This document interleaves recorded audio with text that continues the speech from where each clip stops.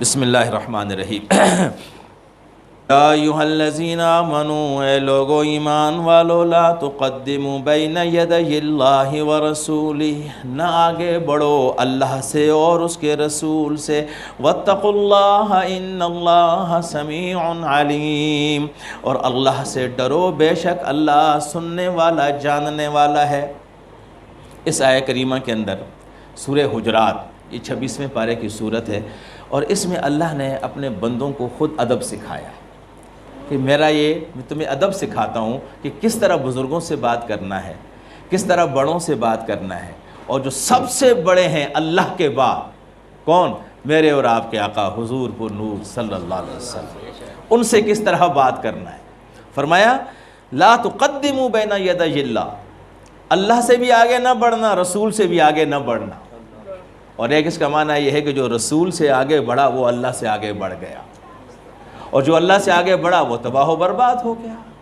ہزاروں سالوں کی نمازیں چلی گئیں، روزے چلے گئے، حج چلے گئے، بلکہ اس میں یہاں تک ہے کہ آپ حضور پر نور سرور عالم نے ایک مرتبہ سیدنا صدیق اکبر رضی اللہ تعالیٰ عنہ کے لیے فرمایا۔ صحابہ کرام میں جا رہے تھے تو کچھ صحابہ، ایک صحابی حضرت سیدنا ابوبکر صدیق سے آگے ہو گئے، تو سرور عالم نے فرمایا ٹھہرو، اپنے سید سے آگے نہ ہو، سے پیچھے ہو جاؤ۔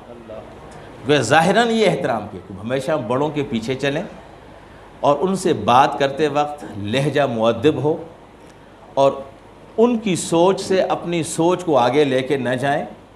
یہ پہلا قانون ہے، یا ایھا الذین آمنوا، بس اللہ اس کے نبی نے جو فرما دیا سو فرما دیا، وہاں اپنی عقل کے گھوڑے نہیں دوڑانے۔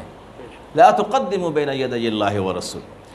دوسری آیت میں فرمایا یا ایھا الذین آمنوا لا ترفعوا اصواتکم فوق صوت النبی ولا تجہروا لہ بالقول کجہر بعضکم لبعض، اے لوگو ایمان والو، تم اپنی آواز کو نبی کی آواز پہ بلند نہ کرو، ولا تجہروا لہ بالقول، اور ان کو ایسے نہ پکارو جیسے آپ ایک دوسرے کو پکارتے ہو۔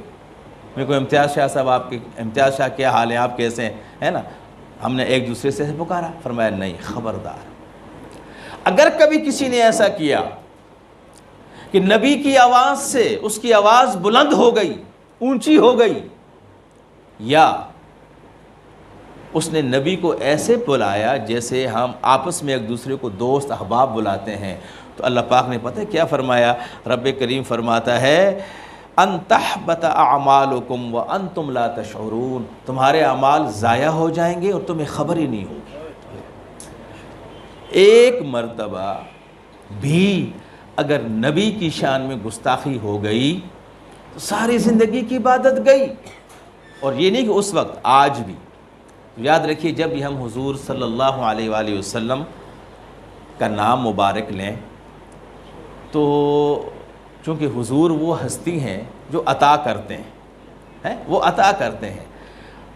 ہم میں سے کوئی بھی بندہ ہونا جو کوئی کسی سے سلام کرے تو سلام کا جواب، اسی طرح حضور جو عطا کرتے ہیں، تو حضور کی سخاوت کی مثل کوئی بھی نہیں ہے۔ جب بھی بات کریں تو ادب سے، آپ بے شک پاکستان میں بیٹھے، لیکن جب نبی کی بات آئے سر کو جھکا کر، تاجدار عالم، جتنا جس کی توفیق ہے، فخر الرسل، سرور انبیاء، رحمت للعالمین، حضرت محمد مصطفیٰ صلی اللہ علیہ وسلم۔ یہ ادب اس وقت سے لے کے آج تک اور تا قیامت ہے کہ اپنے دوستوں کی طرح نہیں پکارنا، حضور کا نام جب بھی لینا ہے محمد نہیں کہہ دینا، محمد ایسے نہیں، میرا محبوب ہو، اور جس نے تمہیں جہنم سے بچایا ہو، جنت کا راستہ دکھایا ہو، تم اس کو عام لوگوں کی طرح کہو محمد، نہیں، کبھی بھی نہیں۔ سیدنا محمد الرسول اللہ، کم از کم اتنا ضرور ہونا چاہیے۔ آگے فرمایا ان الذین یغضون اصواتہم، بے شک وہ لوگ جو اپنی آوازیں پست رکھتے ہیں، عند رسول اللہ، رسول اللہ کے نزدیک، اولئک الذین امتحن اللہ، تو اللہ تعالیٰ نے ان لوگوں کا امتحان لے لیا، ان کا پرچہ اللہ تعالیٰ نے قبول فرما دیا۔ قلوبہم للتقوی، اللہ نے ان کے دلوں کو چن لیا، کس کے لیے؟ تقوی کے لیے، پرہیزگاری کے لیے۔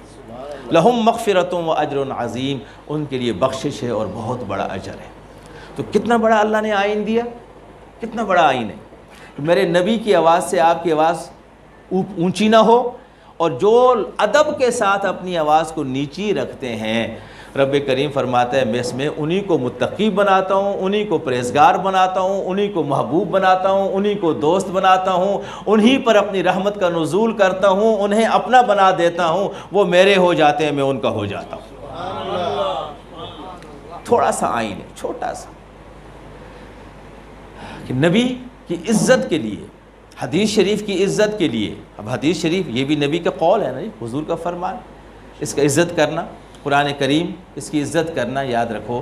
تو آواز پلس، اسی سے ایک مسئلہ اور بھی ہے، چونکہ بچے بھی بیٹھے ہوئے ہیں، یاد رکھیے کچھ لوگ ایسے ہیں کہ جو رسول اللہ صلی اللہ علیہ وآلہ وسلم کی شان اقدس کا مظہر ہیں، سایہ ہیں، نائب ہیں، ان کے لیے بھی یہی حکم، کوئی شخص اپنے ماں باپ کے سامنے اونچی آواز سے بات نہ کرے، اس لیے کہ جس نے ماں باپ کے سامنے اپنی آواز اونچی کی، قرآن تو کہتے ہیں اُفٍّ وَلَا تَنْهَرْهُمَا، اف بھی نہیں کہنا اور نہ جھڑکنا۔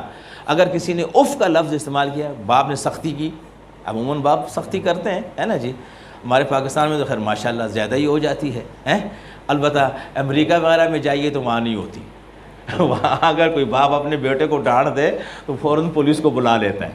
ایک ڈاکٹر صاحب تھے، وہ امریکہ میں، مجھے پتہ چلا وہ آئے، تو انہوں نے صرف بہترین امریکہ میں کاروبار اس لیے چھوڑا کہ ایک دن کسی بات میں بچے کو ڈانٹا، بچے نے فون کر کے پولیس کو بلا لیا۔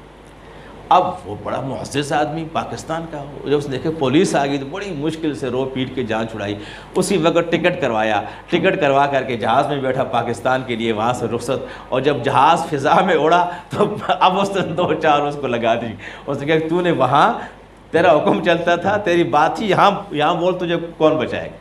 تو بہر صورت ماں باپ مارتے بھی ہیں، تو یاد رکھنا مار کھانے کے بعد، ڈانٹ کھانے کے بعد، ناجائز بات سننے کے بعد، بعض اوقات باپ ہی غلط بات کہہ دیتا ہے، بلا وجہ ڈانٹ بھی دیتا ہے، بعض اوقات ایسی بات کہتا ہے جو بچہ کہتا ہے کہ جی نہیں یہ تو اس نے میرے حق میں ایسی بات کیوں کہی، تو اس لوگوں کے لیے قرآن نے کہا اُفٍّ وَلَا تَنْهَرْهُمَا، اف بھی نہیں کہنا۔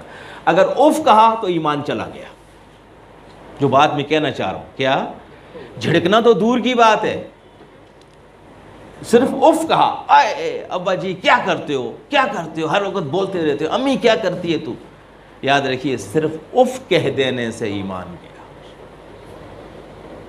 بندہ اللہ کے قرب کے درجوں سے گر گیا۔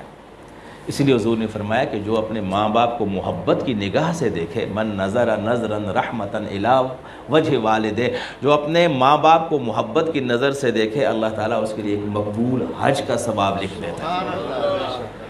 اب صحابہ تو صحابہ تھے، عرض کرتے ہیں یا رسول اللہ اگر ہم میں سے کوئی 100 مرتبہ اپنے ماں باپ کو محبت کی نگاہ سے دیکھے، میرے آقا نے فرمایا میرے صحابہ اللہ کنجوس نہیں، اللہ بخیل نہیں، وہ سخیوں کا سخی ہے، اگر تم 100 بار بھی اپنے ماں باپ کو محبت کی نگاہ سے دیکھو گے، اللہ تعالیٰ تمہیں 100 مقبول حجوں کا ثواب عطا فرما دے۔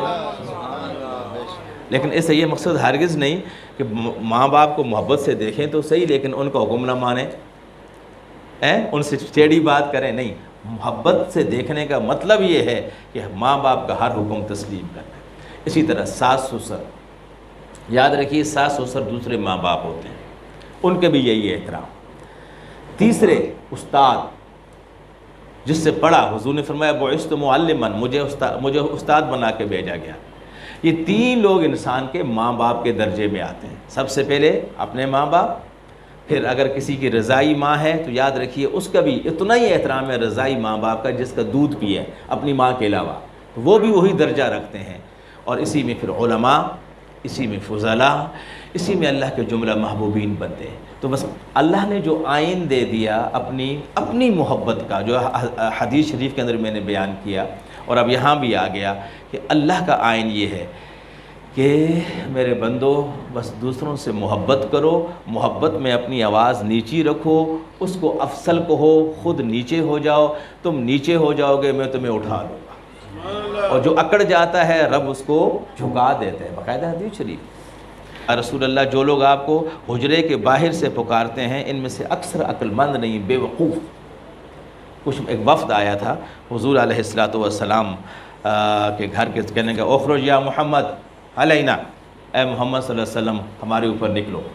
حضور تو خاموش ہو گئے، تو رحمت للعالمین تھے، لیکن اللہ رب کریم نے آیت نازل کی، ارے او نالائکو، تم میرے محبوب کو دروازے کے باہر سے پکار رہے ہو؟ خبردار، یہ عقل مندوں کی نشانی نہیں۔ اور پتہ ہے پھر صحابہ کرام اس کا کتنا ادب کرتے تھے۔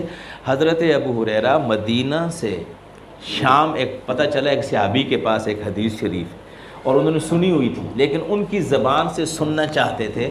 انہوں نے شام سے، مدینہ سے شام کا سفر کیا، کیسے؟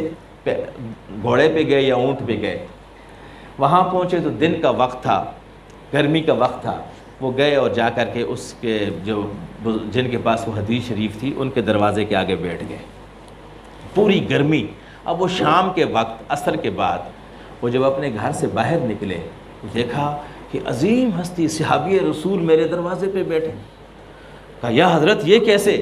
سینے سے لگایا، فرمایا کہ میں فلاں حدیث جو آپ نے براہ راست سنی تھی، میں نے کسی اور ذرائع سے سنی تھی، اس کی تصدیق کرنے کے لیے میں آپ کے پاس آیا۔ انہوں نے کہا ٹھیک ہے، آئیے اندر آئیں، بیٹھیں، کھانا کھائیں، مدینہ سے آپ آئے ہیں، پانی پئیں۔ تو آپ نے کیا فرمایا؟ نہیں، میں رسول اللہ صلی اللہ علیہ وآلہ وسلم کی حدیث شریف سننے کے لیے آیا ہوں، اس کے اندر میں کوئی فائدہ نہیں اٹھانا چاہتا، نہ میں سائے میں بیٹھوں گا، نہ میں کوئی کھاؤں گا پیوں گا، بس یہیں پر مجھے حدیث شریف سنا دیجیے اور میں اپنے گھر واپس پہنچ جاؤں۔ وہ جب حدیث سناتے تھے تو پتہ کیا کرتے تھے پھر؟ امام اعظم ابو حنیفہ، امام مالک، امام احمد بن حنبل اٹھ کے پہلے غسل لیتے تھے، پھر خوشبو، پہلے پوچھتے ہیں مسئلہ پوچھنے آئے ہو یا حدیث شریف؟